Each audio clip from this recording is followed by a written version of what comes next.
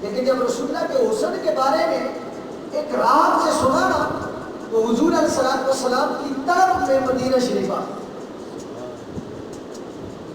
اب جب مدینہ شریف پہنچنے سے پہلے رستے میں آئے نا تو کسی نے قیدی سمجھ کے آپ کو گرفتار کر لیا, آپ کو وہاں سے لیا. عکاس کا بہت بڑا میلہ لگتا تھا, وہاں جا کے فروخت کیا. ایک بار فروخت ہوئے ایک یہودی کے ہاتھوں, دوسری مرتبہ فروخت ہوئے کسی عیسائی کے ہاتھوں, تیسری مرتبہ جب فروخت ہوئے نا تو مڑ کے جناب رسول اللہ کے ایک غلام کے ہاتھوں. جب وہاں سے آئے نا معذرت کے ہاتھ, تیسری مرتبہ پھر ایک یہودی کے ہاتھوں فروخت ہوئے. اور جب آپ ایمان لائے آپ کی عمر 225 سال تھی, 225 سال حضرت سلمان فارسی کے اوپر. جب یہودی کو پتا چلا کہ سلمان جو ہے رسول اللہ پہ ایمان لا چکے, اب یہودی نے آپ پہ ظلم و ستم کرنا شروع کر دیا. تو کسی نے کہا نا رنگ دیتی ہے ہنا سوکھ جانے کے بعد, ہنا مہندی کو کہتے ہیں, رنگ دیتی ہے ہنا سوکھ جانے کے بعد, سرخرو ہوتا ہے انسان ٹھوکریں کھانے کے بعد. یہ گول ایک پتھر تھا نا, اس کو کسی نے دیکھا, اس نے کہا کیسے گول ہوئے؟ اس نے کہا کیسے گول ہوا, یہاں سے کسی کے قدم کی ٹھوکر لگی, وہاں چلا گیا, وہاں سے لگی, وہاں چلا گیا, وہاں سے لگی. اس نے کہا یہ میں جو ہے نا لڑک کے گول جو ہے گول ہوا. جن کا نامی کوئی بغیر مشقت نہیں ہوا, 100 بار عقیق کٹا تب نبی ہوا. یہ نگینہ ایسے تو نہیں بنتا ہے, بڑا پتھر لیا جاتا ہے, آہستہ آہستہ اس کو چاروں طرف سے کاٹا جاتا ہے. کاٹتے کاٹتے کاٹتے کاٹتے جب پتھر کا دل نکل آئے نا وہ پھر پتھر اور عقیق بنتا ہے. یہ ایسا تو نہیں ہے کہ پتھر کا جو ٹکڑا کاٹا وہ عقیق بن گیا. پتھر تو سارے ہی پتھر ہے, ہماری گلیوں میں بھی پتھر ہے, لیکن ہو سکتا ہے کہ جو میرے ہاتھ پہ پتھر ہو اتنی قیمت کا آپ کے گھر ماربل کی ٹائل کا رکھا ہے. ایسا ہی ہے. یہ ملکہ برطانیہ جو الزبتھ ہے, اس کے تاج جو ہیرا لگا ہے اس کو کوہ نور ہیرا کہتے ہیں, اور یہ کوہ نور ہیرا مسلمانوں کا ہے. سب کچھ مسلمانوں کا ہے اور نبی کے غلاموں کا ہے. کائنات ساری ہے رسول اللہ کے غلاموں کی. تو یہ جب آخری مومن بادشاہ بہادر شاہ ظفر وہ جو ہے انہوں نے قید کیا تو اس وقت یہ ہیرا یہاں سے چوری ہو کے وہاں گیا. چوری شدہ مال کو اپنے تاج میں لگا کے فخر کرتے پھرتے ہیں ہمارے پاس کوئی سلمانی جو ہے وہ ہیرا ہے. اب یہ سلمانی ہیرا ہے, اس کی قدر بیش قیمت ہے کہ دنیا میں آج تک کوئی جوہری اس کی قیمت نہیں لگا سکتا. کسی جوہری کے پاس اتنا ایسا ہی نہیں ہے کہ وہ اس کی قیمت ادا کر کے ملکہ سے خرید سکے. تو میں آج کل رہا تھا کہ نامی کوئی بغیر مشقت نہیں ہوا, 100 بار عقیق کٹا تب نبی ہوا. حضرت سلمان فارسی ایک مرتبہ مسجد نبی میں تشریف فرمائے, حضور علیہ السلام تشریف لائے, فرمایا سلمان کن سوچوں میں گم ہو؟ کہا آقا سوچ یہ رہا ہوں آپ کے نام پہ بکا ہوں تو بکنے کا سوال ہی آ گیا. آقا میں ایک بادشاہ کا بیٹا ہوں, لیکن آقا آپ کے نام پہ بکا ہوں. آقا بادشاہ میں اتنا مزہ نہیں ہے جتنا آپ کی غلامی میں مزہ ہے. یہاں سے آگے سلمان فارسی کے ساتھ رسول اللہ صلی اللہ علیہ وسلم کا کیا واقعہ پیش آیا وہ انشاءاللہ ایک جمعہ مستقل سلمان فارسی کی شان میں پڑھاؤں گا. بس حدیث سماعت فرما لیجیے. کتاب 100 تیسری فصل کی 4تھی حدیث حضرت سلمان فارسی سے ایک حدیث ہے, طویل حدیث ہے جو آپ نے روایت کی ہے. اس حدیث میں آپ فرماتے ہیں رسول اللہ نے شعبان کے آخری دنوں سے خطاب فرمایا, اور خطاب فرما کر سید عالم صلی اللہ تعالیٰ علیہ وسلم نے فرمایا یا ایھا الناس قد اظلکم شہر, اے لوگوں تم پہ ایک شہر ایک مہینہ جو ہے وہ سایہ فکر. اور پھر فرمایا شہر مبارک, وہ شہر بڑا مبارک شہر ہے, وہ مہینہ بڑا مبارک مہینہ ہے. شہر عظیم, بڑی عظمتوں والا مہینہ ہے. فرمایا فیہ لیلۃ خیر من الف شہر, اور یہ ایسا مہینہ ہے کہ اس میں ایک رات ایسی بھی ہے جو 1000 مہینوں سے افضل ہے. اور پھر فرمایا جعل اللہ صیامہ فریضۃ, اللہ نے اس مہینے کے روزوں کو فرض فرمایا ہے. فرمایا وقیام لیلہ تطوع من تقرب بخصلۃ من الخیر کمن کان حتی فرید فیما صلاح. فرمایا جو کوئی کسی ایک خصلت کے ساتھ کسی ایک نفل کو اسماء مقدس میں پکڑ کر ادا کر لے، فرمایا اس کے لیے اس نفل کا ثواب ایسا ہے جیسا اس نے غیر رمضان میں کسی فرض کو ادا کیا. جو آج کا میرا موضوع ہے، میں اس حدیث میں سے صرف 3 لفظ میرے لیے حضور صلی اللہ علیہ وسلم نے فرمایا وہ شہر صبر، فرمایا یہ صبر کا مہینہ ہے. وہ شہر صبر، اور یہ صبر کا مہینہ ہے. وہ صبر ثواب الجنہ، فرمایا اور صبر کا ثواب جنت. کیسا صبر؟ اللہ کے ایک ولی گزرے ہیں حضرت صابر احمد کلیری علیہ الرحمہ. یہ حضرت خواجہ داتا گنج بخش علیہ الرحمہ کے بھتیجے تھے. آپ کی ہمشیرہ کے بانجے تھے. آپ کی ہمشیرہ حضرت علی احمد صابر کو لے کر حضرت خواجہ کے پاس آئی اور آ کر کہنے لگی میرا بیٹا ہے، دیکھو کمزور اور لاغر ہے، تم اللہ کے نیک بندے ہو، اس نے شریعت کے علوم سیکھ لیے ہیں، اب اس کو طریقت سے پڑھیں. آپ نے فرمایا کوئی مسئلہ ہی نہیں. اس نے کہا دیکھو یہ پہلے ہی کمزور ہے، اس کو کھانا پینا وقت پہ دینا. آپ نے اپنی اس ہمشیرہ کے سامنے علی احمد صابر کو بلایا اور کہا علی احمد صابر یہ رہی اس آستانے کے لنگر کی چابی، آج کے بعد کھانا تم تقسیم کرو گے. کیا کرو گے؟ کھانا تم تقسیم کرو گے. بات صبر کی ہے نا، وہ شاہ و صبر. ہم سے 1 مہینہ صبر نہیں ہوتا. کل میں بات کر رہا تھا، ایک ہمارے عالم دین ہی ہے، دوست ہے، وہ کہہ رہے تھے جی یہ لوگ لڑتے اس لیے کہ ان کو روزہ لگ جاتا ہے. میں نے کہا روزہ لگتا نہیں ہے، بلکہ یہ لوگوں کو دکھانا چاہتے ہیں کہ ہم روزے سے ہیں، ہم نے روزہ رکھا ہوا ہے، یہ لڑتے اس لیے. حضرت علی احمد صابر مرشد نے کیا کہا، ماموں نے کیا کہا کہ آج کے بعد لنگر تم نے تقسیم کرنا ہے.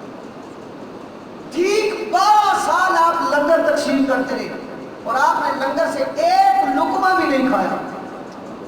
باہر سے جاتے گاٹ سے پانی پیتے، باہر سے کچھ ملتا تو کھا لیتے، لنگر سے کبھی 1 نوالا نہیں کھایا. 12 سال بعد جب والدہ پلٹ کے آئی، دیکھا بیٹا جو ہے وہ ہڈیوں کا پنجرا بنا ہے. کہا خواجہ آپ نے ٹھیک نہیں کیا، میں نے بیٹا آپ کی کسٹڈی میں لیا تھا. آپ نے فرمایا تمہارے سامنے لنگر کی چابیاں دی تھی، اور پھر تم کہتی ہو تو چلو تاکید سے پھر کہہ دیتا ہوں. پھر بلایا اور فرمایا صابر پہلے صرف تمہاری لنگر تقسیم کرنے کی ڈیوٹی تھی، اب لنگر پکاؤ گے بھی تم اور تقسیم بھی تم کرو گے. تمہاری ماں کہتی ہے کہ لنگر میں نے اسے انچارج نہیں بنایا. سنو آج کے بعد لنگر پکاؤ گے بھی تم اور لنگر کھلاؤ گے بھی تم. پھر 12 سال گزر گئے. 24 سال بیٹے کی زندگی کے گزرے. ماں پھر پلٹ کے آئی، دیکھا بیٹا پہلے سے زیادہ کمزور اور جان ابھی کا عالم ہے. پھر آگے کہنے لگی یہ تو پہلے سے بھی کیا گزرے. فرمایا تمہارے سامنے تو کہا تھا کہ لنگر پکائے بھی اور کھلائے بھی. کہا اچھا چلو تم کہتی ہو تو میں لنگر کا فل انچارج سے بناتا ہوں. آج کے بعد صابر جو ہے بازار سے لنگر خرید کے لائے گا نہیں، پھر اس کو پکائے گا بھی اور پھر مریدوں کو کھلائے گا بھی. آپ سوچو تو صحیح، جس بندے کے پاس اتنا جو ہے وہ ذمہ داریاں ہو، بھلا اس کی ٹھاٹ باٹ کا کیا حالت ہوگا. کہ کوئی بندہ مجھے ہی کہہ دے یا آپ کو کہہ دے کہ آپ نے فلاں بیت المال کے خزانے کی چابیاں آپ کے پاس ہیں، آپ نے بازار سے اشیاء خورد خرید کے لانی بھی ہے، ان کو پکانا بھی ہے، ان کو کھلانا بھی ہے. میں تو بیتاج بادشاہ ہو گیا. لیکن بات بیچ میں کچھ اور تھی. ہاں بات کچھ اور تھی. اب جب تیسری مرتبہ 36 سالوں بعد ماں واپس پلٹ کے آئی، 12 سال کے بعد مزید وقفے، جب پلٹ کے آئی نا تو علی احمد صابر جو ہے وہ لاٹھی کے سہارے چل رہے ہیں اور بالکل جو ہے بدن پہ گوشت نام کی کوئی چیز نہیں ہے. اب جب بلایا نا 36 سال کی محنت کے بعد جب مرشد نے بلایا نا تو ماں نے کہا اس نے تو کچھ کھایا ہی نہیں. آپ نے فرمایا اس کو بلاؤ. کہا صابر بتاؤ میں نے تمہارے ذمہ کتنی ڈیوٹیاں لگائی تھی. فرمایا مرشد 3 ڈیوٹیاں تھیں. کہا کون سی؟ کہا لنگر لانا بھی ہے، لنگر پکانا بھی ہے، لنگر کھلانا بھی ہے. کہا تو پھر تم نے خود کیوں نہیں کھایا؟ فرمایا حضور آپ نے لانے کا کہا تھا، پکانے کا کہا تھا، کھلانے کا کہا تھا، لیکن کھانے کا نہیں کہا تھا، اس لیے میں نے 36 سال صبر کیا ہے۔ اور علی احمد صابر کی اولاد سے یہ شیخ برادری ہے، جو اصل جو اوریجنل شیخ ہے نا، یہ وہ لوگ ہیں۔ ہمارے اعتبار میں ایک جگہ ہے صدرہ شریف، وہاں ان کی آل اولاد ہے، وہ لوگ رہتے ہیں۔ اور یہ جو اصل شیخ ہیں ان کے تھوک میں اتنا اثر ہے کہ کسی بندے کو باولا کتا کاٹ لے، وہ صدرے کے شیخوں کے پاس چلا جائے، وہ جو ہے تھوک دیں اس کے جو ہے اس زخم پہ، ایک ہفتے کے اندر زخم ٹھیک ہو جاتا ہے۔ جس کی آل اولاد میں اتنا فیض ہے، اس علی احمد صابر کا خود کیا مقام ہوگا؟ وَهُوَ شَهْرُ الصَّبْرِ، یہ ماہ مقدس صبر کا مہینہ ہے۔ پھر آگے چل کے حضور نے فرمایا وَهُوَ شَهْرُ الْمَوَاسَاتِ، اور یہ غم گساری کا مہینہ ہے۔ کیسی غم گساری؟ آج تو ہم روزہ رکھتے ہیں نا، تو پھر پڑوسیوں سے جناب لڑتے ہیں جھگڑتے ہیں، آپ انہیں ایک جنگ کے میدان میں لے چلتے، جنگ یرموک ہے۔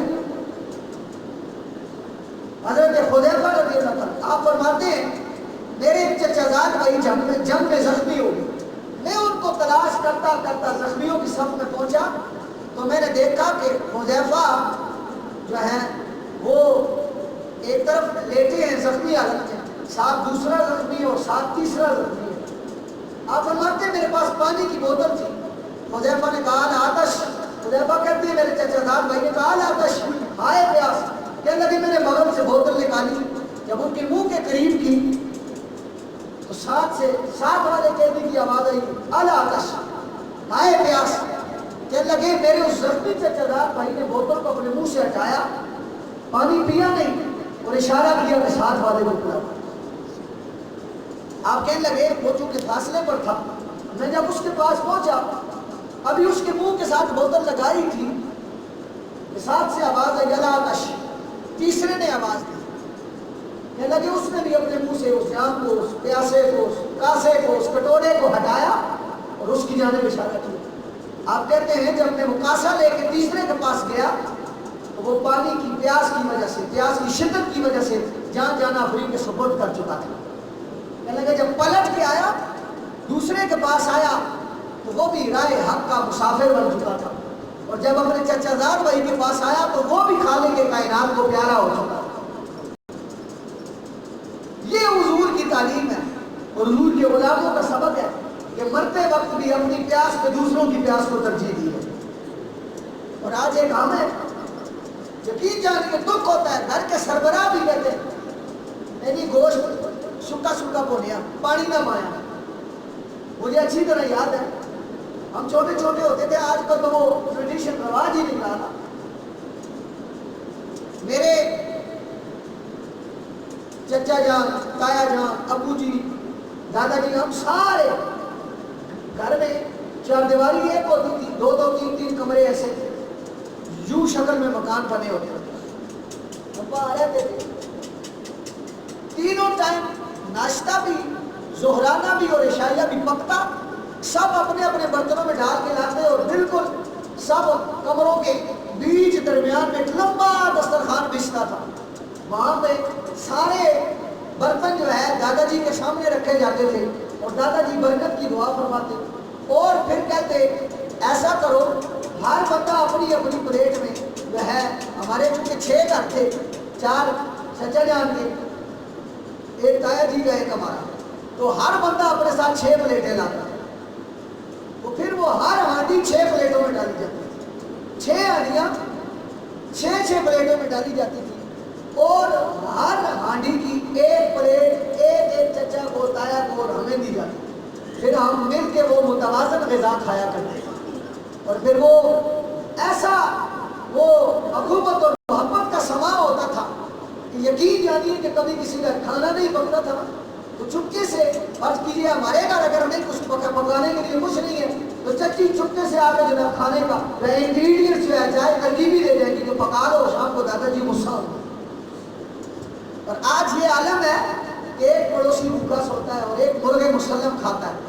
اکبر الآبادی کہتا کھاتا ہے جو پیٹ بھر کے سویا ہے وہ بھی آدمی، سوتا ہے جو بھوکے پیٹ سویا ہے وہ بھی آدمی، زندگی دن اور یہ سال گزر جاتی ہے، موڈے پہ کملی ہو یا شان گزر جاتی ہے، گھر سے امیروں کی ایک بار گزر جاتی ہے، ہم فقیروں کی ہر حال گزر جاتی ہے۔ دوستو زندگی نے گزر جانا ہے، لیکن کل تم سے پوچھا جائے گا۔ حضور فرماتے ہیں ایک دن جبریل امین پڑوسی کی اتنی تاکید لے کر آئے میرے پاس کہ میں سمجھا کہ آج ہو سکتا ہے